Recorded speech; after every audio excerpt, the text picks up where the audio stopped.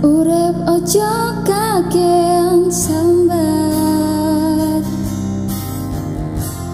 Sudah jatuh tertimpa, tanda plus genteng.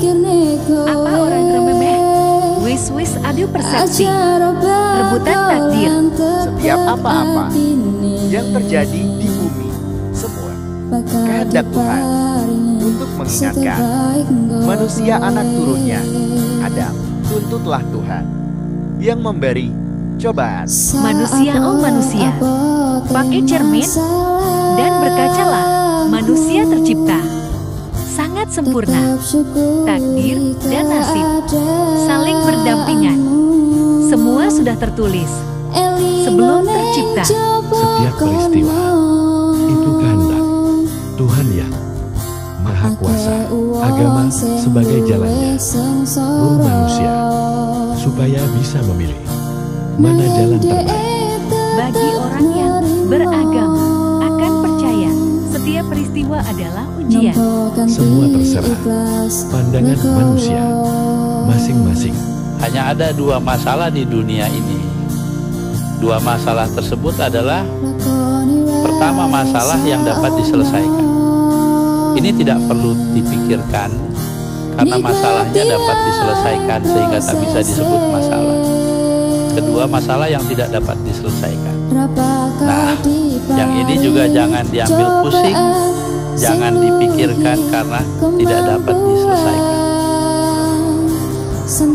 Sholatlah kamu, sehebat apapun dirimu. Kalau kamu tidak sholat, kamu tidak berarti apa-apa. Thank you. Orang minta tambah takase yang lebih span, bago yang ala disco tanah so jadi andalan. Pukulan mana-mana yang penting dapat patah. Bago yang kasih linca ini malam orang punya, bukan orang punya. Oke gas kasih keras, goyang santai jangan ngegas.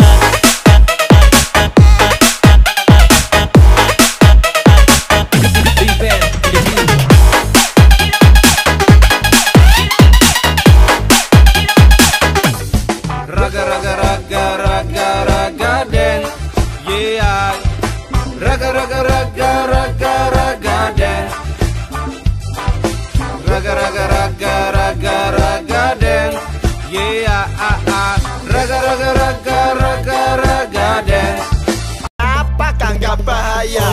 Intisari, resiko dipikir keri. Apakah bahaya tak? Aman tenang aja. Apakah bahaya tak? Slow mata pandang. Intisari, resiko dipikir keri. Apakah bahaya tak? Aman tenang aja. Apakah bahaya tak? Slow mata pandang. Nggak bahaya toh? Dari umur 13 tahun udah merantau jauh, ninggalin ibu bapaknya untuk belajar Al-Quran di Al-Azhar University di Kairo. Universitas paling bergengsi, paling kredibel untuk orang mengkaji Al-Quran. Abi melakukan itu dari umur 13 tahun. Jadi udah lebih dari hampir 80 tahun hidup dan belajar dengan Al-Quran. Tapi tidak pernah sekalipun merasa dirinya tahu segala. Gak pernah merasa jadi ahli pemegang kunci surga. Yang bisa dengan gampang bilang, lu masuk neraka, lu masuk surga gitu. Gak pernah tuh menghakimi orang. Dan selalu bilang, kalau mengatasnamakan dirinya ya, gak pernah saya atau aku. Tapi selalu kami. Kalau perhatiin buku-bukunya Abi tuh, itu selalu kata pengantarnya bilangnya penulis, nggak pernah mengakukan diri, karena percaya dan merasa ilmu yang didapat itu tuh bukan hanya karena kemampuannya dia sendiri, tapi karena peran begitu banyak orang, guru-gurunya, orang tuanya, so it's never just him gitu. Wow. Jadi nggak pernah bilang saya, aku, itu nggak pernah. Wow. Selalu kami, selalu pihak ketiga penulis. Wow. Waktu Abi ulang tahun ke-70, kita menulisin biografi, itu ngebujukinnya hampir setahun kali. nggak mau ditulisin biografi kisah hidupnya.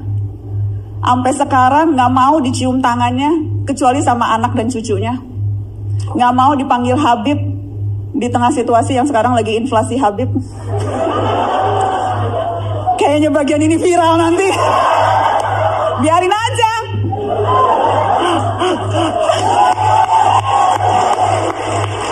Tapi itu nggak mau gitu.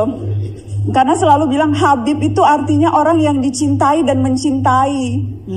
Itu artinya Habib. Jadi nggak cukup kalau lu hanya dicintai, dicium-cium tangannya, diluk-lukan. Lu juga harus, hati lu tuh harus penuh cinta, nggak punya kedengkian, harus selalu rahmat, harus selalu terbuka pada perbedaan. Itu mencintai kan seperti itu. Wow. Jadi gue belajar banyak banget dari Abi.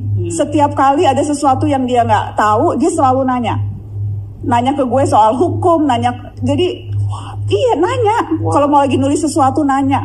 Setiap pagi sepanjang ingatan memoriku ya, dari mulai aku bisa ingat, dari mulai aku kecil sampai sekarang, ritual paginya tuh nggak pernah berubah. Bangun pagi, sholat subuh, duduk di meja kerjanya, ada teh Lipton di samping kanannya yang diseduhnya sendiri, pakai sarung dan selalu either nulis, either baca, either ngetik. Penulis paling produktif saat ini, bukunya udah puluhan. Belum selesai satu buku udah punya ide baru untuk nulis buku yang lain. Sampai penerbitnya tuh bilang, Abi tunggu dulu dong, ini buku yang ini belum dicetak nih. Wow. Jadi selalu nulis, selalu baca, selalu mau tahu apa kata orang, selalu mau dengerin orang. Dan hari-hari ini situasi di mana ada begitu banyak orang mengaku ahli, kan ada bukunya tuh Death of Expertise. Lu baru tahu satu buku aja masih nyontek belakangnya lu udah ngaku ahli gitu. Koar-koar deh di media sosial merasa ahli segala hal. Di tengah begitu banyak orang yang sekarang mengklaim kebenaran. Abi itu contoh buat gue yang luar biasa. Karena dia tahu banyak sekali hal, tapi nggak pernah mengkerdilkan orang lain. Tahu kan?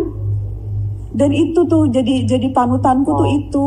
Panutanku tuh Abi Quraisy, panjang umur, sehat selalu ya Allah. Aku tuh selalu aku tuh selalu deg-degan banget setiap kali bicara Abi, karena aku ngelihat Abi makin tua, 80. Dan makin, aku inget tuh aku kemarin ngobrol, kayaknya nggak akan pernah siap deh. Kita nggak pernah siap ngelihat orang tua kita tua ya.